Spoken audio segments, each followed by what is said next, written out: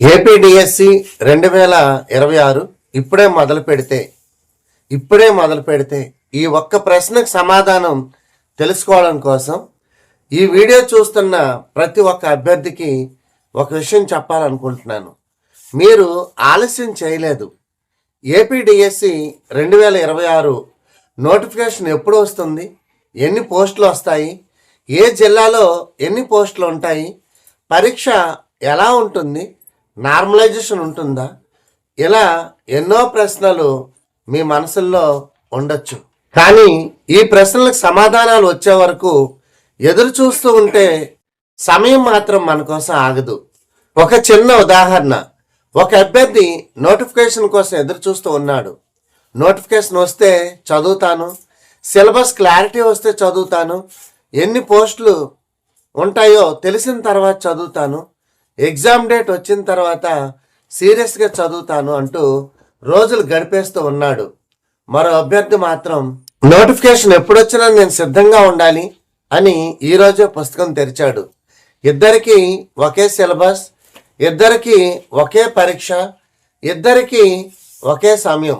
కానీ తేడా ఒక్కటే, ఒకరు ఎదురు చూశారు, మరొకరు ప్రారంభించారు. డిఎస్సి నోటిఫికేషన్ కోసం ఎందుకు ఎదురు చూడాలి? మీకు నోటిఫికేషన్ వచ్చిన తర్వాతే చదవాలనుకుంటే మీరు చదవడానికి సమయం తీసుకుంటారు. కానీ అప్పటికే మరో వేలాది మంది అభ్యర్థులు ముందుకు వెళ్ళి ఉంటారు. నోటిఫికేషన్ అనేది చదువు ప్రారంభించే సిగ్నల్ కాదు. నోటిఫికేషన్ అనేది మీరు ఇప్పటికే చేసిన ప్రిపరేషన్ పరీక్షించే సిగ్నల్. అందుకే ఈ రోజు నుంచే ప్రిపరేషన్ ప్రారంభించాలి. ఇప్పుడే మొదలు పెడితే ఏం చేయాలి? మొదటగా ఒక తప్పు చేయకండి. ఒక రోజులో 10 గంటలు చదివి తర్వాత 3 రోజులు పుస్తకం ముట్టుకోకుండా ఉండడం వంటి తప్పులు మీరు చేయొద్దు. రోజుకి 4 నుంచి 6 గంటలు కాన్సిస్టెంట్ ప్రిపరేషన్ చేయడం ప్రారంభించండి. మీ పరిస్థితికి తగ్గట్టుగా సమయం మార్చుకోండి.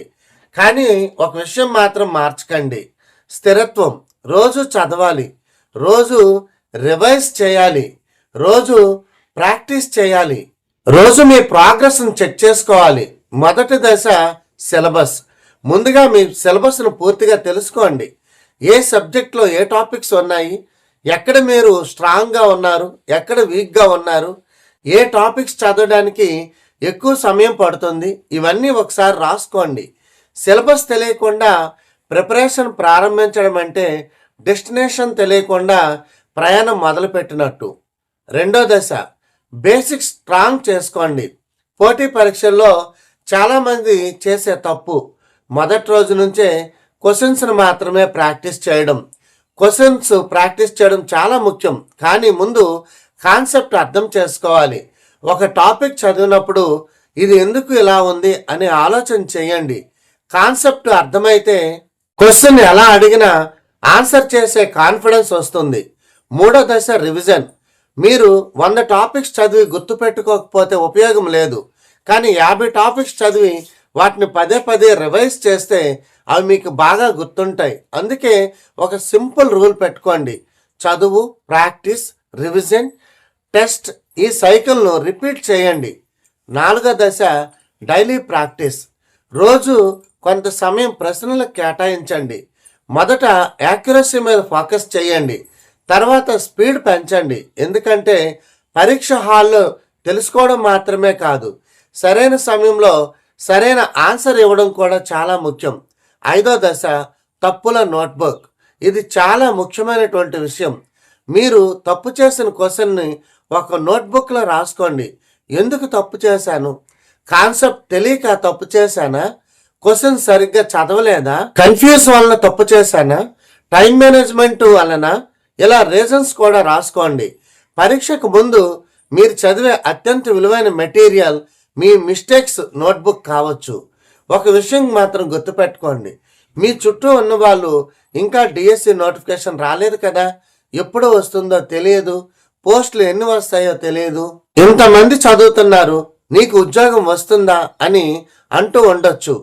వాళ్ళు చెప్పేది వినండి, కానీ మీ ప్రిపరేషన్ను మాత్రం ఆపకండి. ఎందుకంటే మీ జీవితాన్ని మార్చేది వాళ్ళ మాటలు కాదు, మీ నిర్ణయం. పోస్టులు తక్కువైతే? ఈ ప్రశ్న కూడా చాలా మంది అడుగుతారు. పోస్టులు తక్కువగా ఉండొచ్చు, పోటీ ఎక్కువగా ఉండొచ్చు, కానీ మీరు ప్రిపరేషన్ ఆపేయడానికి అవి కారణాలు కావు.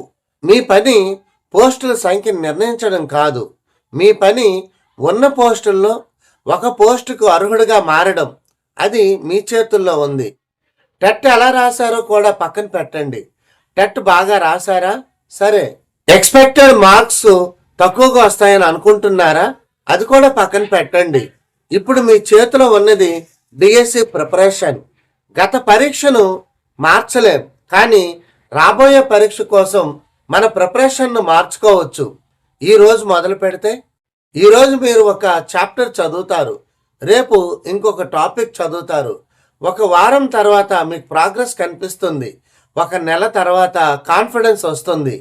కొన్ని నెలల తర్వాత మీ ప్రిపరేషన్ మిమ్మల్ని మీరు గుర్తుపట్టలేనంతగా మార్చేస్తుంది.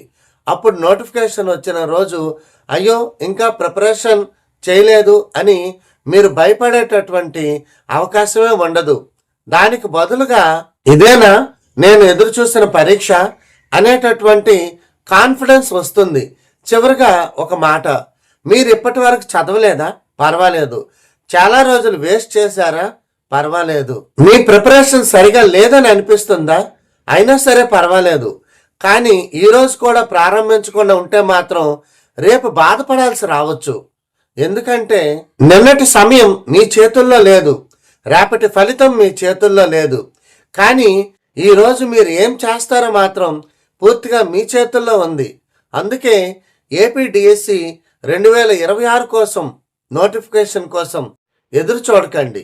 మీ ప్రిపరేషన్ను ప్రారంభించండి. నోటిఫికేషన్ వచ్చినప్పుడు ఇప్పుడు ఎలా చదవాలి అనే అడిగే అభ్యర్థిగా కాకుండా నేను సిద్ధంగా ఉన్నాను అనే చెప్పే అభ్యర్థిగా ఉండండి. ఈ వీడియో చూస్తున్న ప్రతి టెట్ డిఎస్సి అభ్యర్థికి మీ పరిస్థితులు ఎలా ఉన్నా, మీ ఇంట్లో మీకు సపోర్ట్ ఉన్నా లేకపోయినా, మీరు ఎన్నిసార్లు ప్రయత్నించినా, ఇంతకు ముందు ఎన్ని పరీక్షల్లో ఓడిపోయినా ఈ ప్రయత్నాన్ని మాత్రం వదులుకోవద్దు. ఎందుకంటే ఈ ఒక్క నోటిఫికేషన్ మీ జీవితాన్ని మార్చొచ్చు. కానీ ఆ నోటిఫికేషన్ వచ్చినప్పుడు మీరు సిద్ధంగా ఉండాలి. కాబట్టి ఇప్పుడే మొదలు పెడితే మీరు అనుకున్న దానికంటే చాలా ముందుకు వెళ్ళగలరు. ఈరోజే మొదటి అడుగు వేయండి. మీ డిఎస్సి జర్నీ ఈ రోజు నుంచే మొదలవ్వాలి. All the best. మీ విజయం కోసం మనస్ఫూర్తిగా కోరుకుంటున్నాను.